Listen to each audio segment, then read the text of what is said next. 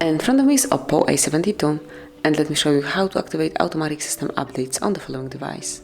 So first of all, you have to open the settings, then find and select About Phone, and now we have to activate the developer options. To do it, just click on version right here and click on build number 7 times. Now enter your pattern, password, or whichever you have set up as your screen protection, and as you can see now you've got the developer mode on. To access it, you have to go to additional settings, and here developer options appeared, so smoothly click on it and now locate